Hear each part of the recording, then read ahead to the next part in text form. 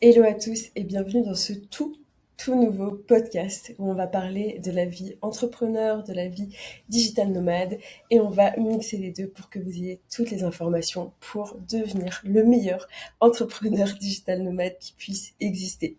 Pour ceux qui ne me connaissent pas, moi c'est Mélissa, ça fait 12 ans à présent que je voyage autour du monde. J'ai pris mon sac à dos en 2013 et depuis je n'ai cessé de voyager. J'ai commencé mes premières années en tant que backpacker, donc vraiment à travailler, à enchaîner les petits boulots en mode working holiday visa en Australie, en Nouvelle-Zélande, au Canada, en Nouvelle-Calédonie. Et progressivement, je me suis dit, cette vie à enchaîner les petits boulots, elle n'est pas faite pour moi. Et je veux devenir entrepreneur et je me suis du coup lancée dans le business en ligne et plus particulièrement dans le e-commerce. À présent, je vis à 100% de mes business en ligne. Dieu soit loué, c'est la meilleure chose qui me soit arrivée. Et je continue mon tour du monde et du coup de manière beaucoup plus confortable et j'ai envie de partager tout ça avec vous. Aujourd'hui, je me trouve en Afrique du Sud. Pardonnez si je suis un peu lente ou quoi que ce soit. C'est une des journées les plus chaudes de l'été. En février, on est encore en été. Mais on va faire ce qu'on peut. Donc c'est parti, comment on va structurer un petit peu cette vidéo. Dans un premier temps, on va voir les prix plus ou moins à quoi vous attendre pour les logements, pour la vie de tous les jours, pour la nourriture, pour les loisirs. Et on va voir aussi quelles sont vos meilleures options en fonction de votre profil. Alors encore une fois, il n'y a pas une seule réponse et moi je m'adresse vraiment à des personnes qui veulent voyager d'une manière beaucoup plus confortable. J'ai beaucoup fait du backpacking comme je vous ai dit, donc voyage à sac à dos. C'est un sujet complètement autre, donc là évidemment vous pouvez voyager sur des petits budgets. Là on va plus parler sur des budgets dans les alentours de entre 3 000 et 10 000 euros, comme ça vous donne une grosse fourchette par mois évidemment. Déjà, au niveau des prix des logements, évidemment, ça va dépendre du pays que vous choisissez. Mais, d'une manière générale, pour avoir un logement qui est quand même assez confortable, typiquement des grosses villas avec d'autres entrepreneurs, il va vous falloir compter entre 1 000 et 2 500, 3 000 euros par mois. Vraiment, même 1 000 euros, hein, vous pouvez avoir des choses ultra confortables si vous êtes dans des pays beaucoup moins chers, évidemment. Plus vous allez aller dans les pays chers, plus ça va monter. Par exemple, typiquement à Dubaï, il va falloir compter un minimum de 2 500 euros pour un logement qui est confortable. Je vous parle pas d'un tout petit logement où vous avez un frigo moisi, etc. Un logement quand même décent. Donc ça, c'est ça. Moi, je sais toujours que chaque mois, je dépense entre 1 000 et 3 000 euros pour avoir quelque chose de confortable. Là, vous voyez, je suis dans une grande villa. Là, on est dans ma chambre qui est ultra confortable, vue face à l'océan.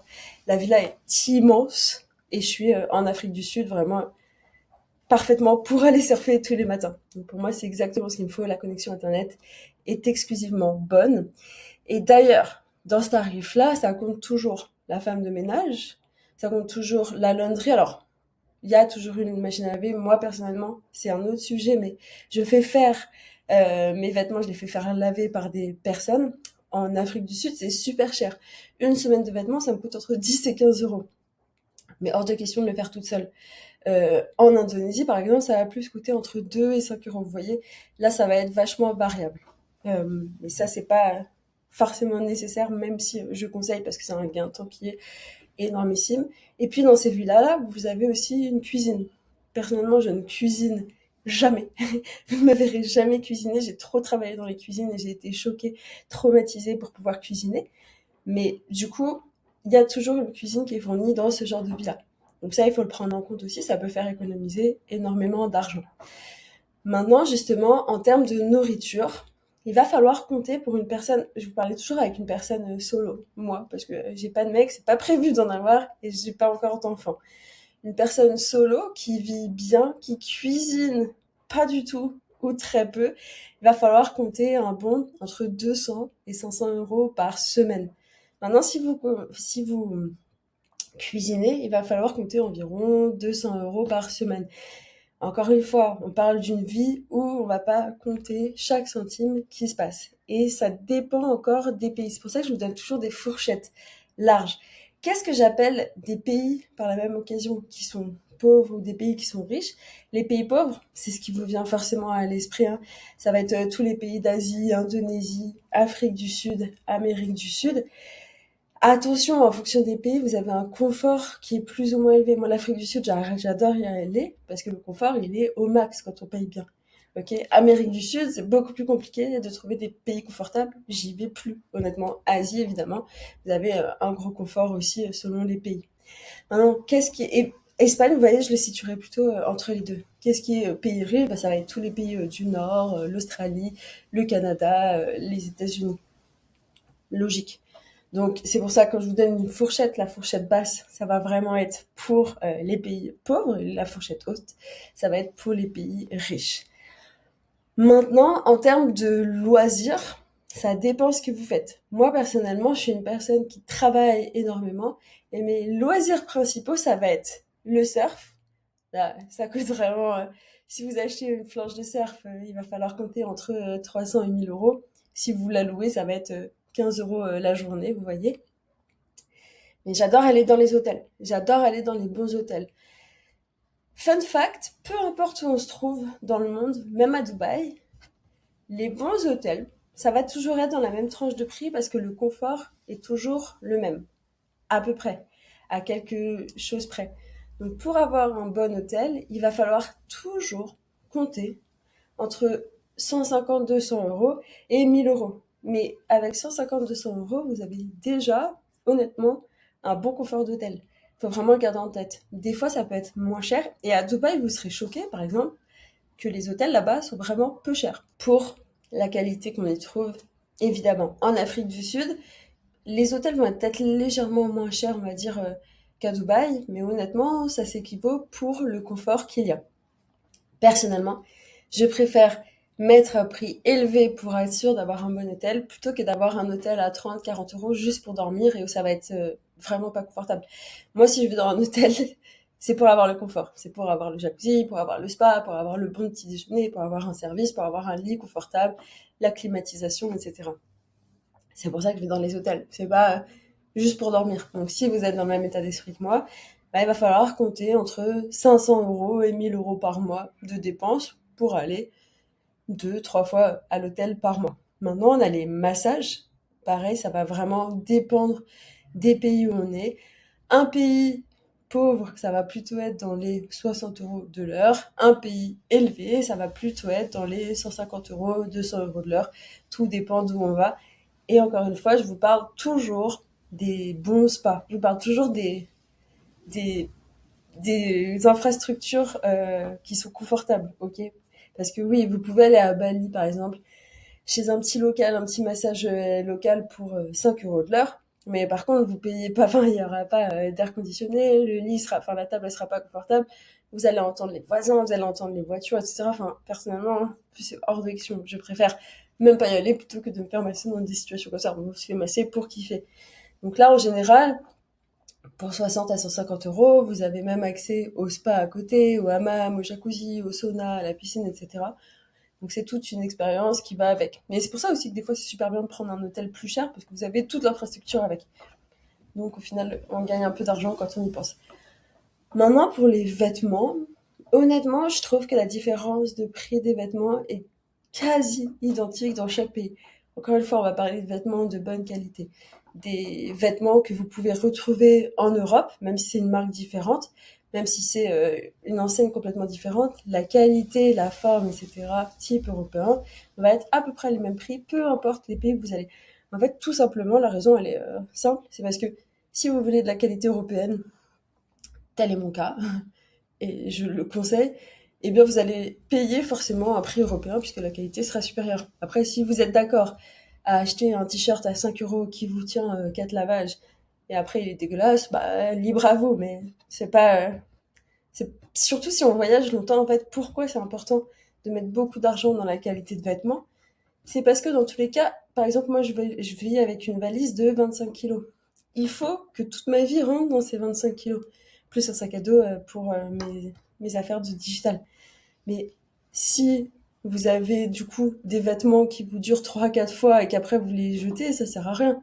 Moi j'ai des vêtements, ils vont me durer 1 an, 2 ans, et on parle de vêtements que je vais mettre toutes les semaines, puisque j'ai quoi, 10 t-shirts, j'ai 3 pulls, j'ai un pantalon et j'ai 5 shorts, vous voyez. Donc il faut que ce soit de la bonne qualité pour que ça dure sur la durée. et que j'ai pas tout le temps à aller faire les boutiques. Déjà, c'est quelque chose que j'aime pas. Ça me fait personnellement chier. Je suis jamais dans des pays où il y a de la livraison, où c'est très rare. Et comme ça, bah, j'ai un vêtement simple, efficace, qui va me durer longtemps. Ce que je conseille fortement. Maintenant, il faut bien sûr penser à l'assurance santé, qui en soi est ultra simple. C'est vraiment Chapka. Je crois que oui, c'est ça, c'est Chapka Assurance. Il me semble que c'est 60 ou 80 € par mois. Et ils font tout, ils remboursent très bien. Une fois en Colombie, j'ai dû me faire retirer une ovaire en urgence, qui avait une tumeur, des kystes, etc. Heureusement que mon ami du Canada à l'époque, enfin, qui est toujours mon ami d'ailleurs, Marilou, qui a appelé Chapka au moment où j'étais à l'urgence pour vraiment faire tous les papiers, etc. Mais du coup, je crois que ça m'avait coûté à peu près 2 000 € et j'ai été complètement remboursée. Et heureusement.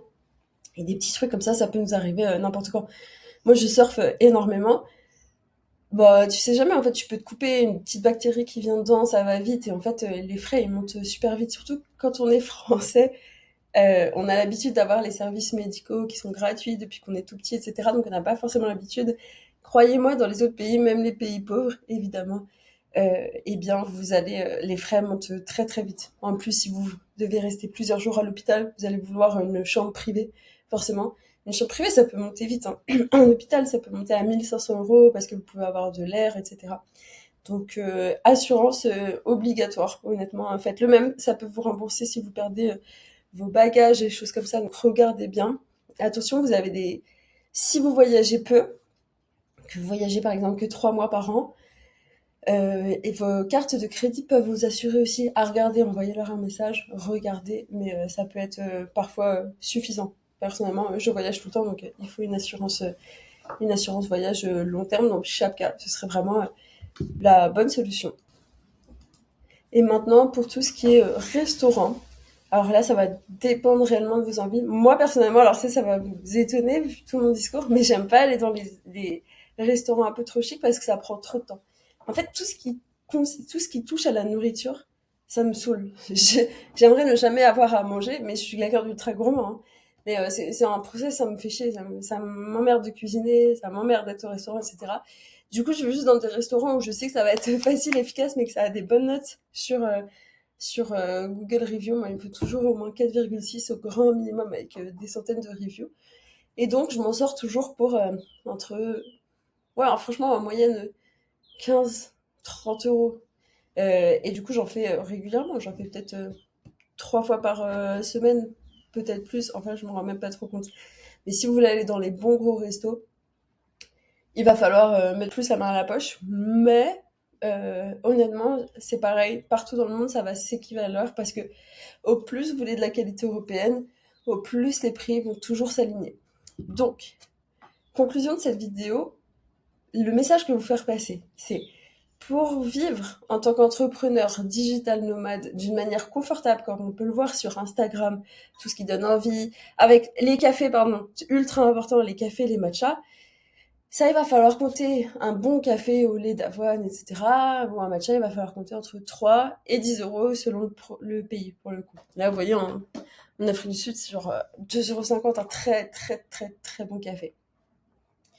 Mais donc, en fonction de votre mode de vie, si vous voulez avoir un mode de vie confortable, comme sur Instagram, où on voit aller au beau spa, les bons cafés, etc., il faut au minimum, générer 5 000 € par mois.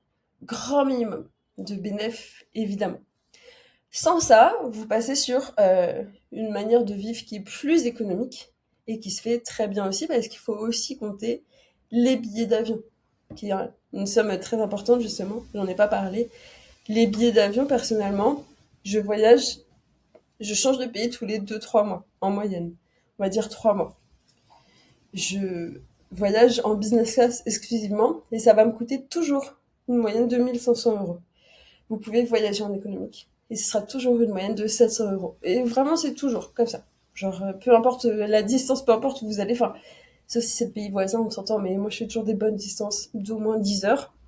Ça va toujours me coûter entre 1 500 et 2 000 €, ou en économique, du coup, ce serait plutôt du 700-900 €. Donc c'est pour ça, tout ça c'est à prendre en compte. Il y a les visas, mais les visas ça va être une petite dizaine, voire centaine d'euros au maximum. En dessous de 5 000 € de revenus nets, vous passez dans la catégorie, on va dire, voyageurs confortables, allez, ou je sais pas, voyageurs en budget plus plus. Et dans ce cas-là, vous allez devoir choisir des logements un peu moins confortables, voyager en éco, peut-être cuisiner un peu plus, faire votre machine à laver tout seul. Mais évidemment que c'est possible. Seulement là, c'était pas le sujet de cette vidéo. Le sujet de cette vidéo, c'était vraiment comment faire pour bien voyager confortablement, parce que c'est pour moi le plus important d'être ultra confortable et de jamais avoir rien à penser, juste de pouvoir focus, surfer, focus, travailler, bien dormir et récupérer. Super important. Maintenant, si vous savez pas exactement comment faire pour générer autant d'argent, eh bien évidemment, vous pouvez continuer de suivre mes vidéos. Je vais partager de plus en plus d'astuces. La semaine prochaine, je change de pays. Je ne dis pas encore qu'est-ce que c'est, mais ça va énormément vous plaire. Vous pouvez me suivre sur Instagram, toujours Melissa Air Coaching. Je partage énormément d'informations et en story aussi. Et commencez dès maintenant à vous mettre à travailler à fond sur votre business en ligne. En moyenne, il faut entre 6 mois et 2 ans grand max pour réellement générer des bons revenus en ligne si vous faites accompagner. Évidemment, au plus vous faites accompagner, au plus vous êtes coachable, au plus vous allez avoir des résultats parce qu'on fait passer de A à Z. Si vous voulez que je vous accompagne, si vous voulez que je devienne votre mentor pour vous permettre de générer vos propres argent en ligne, avoir votre propre business, vous pouvez cliquer sur le premier lien dans la description. Vous allez avoir un appel complètement offert avec un membre de mon équipe qui va vous poser différentes questions pour voir si vous êtes un bon fit. Et si vous êtes un bon fit, il vous proposera l'accompagnement en vous le décrivant de A à Z. Comme ça, vous savez exactement qu'est-ce que vous allez retrouver dedans avec la formation. C'était Melissa. Merci de m'avoir écouté. Je vous souhaite une très belle journée ou soirée. À très bientôt. Ciao.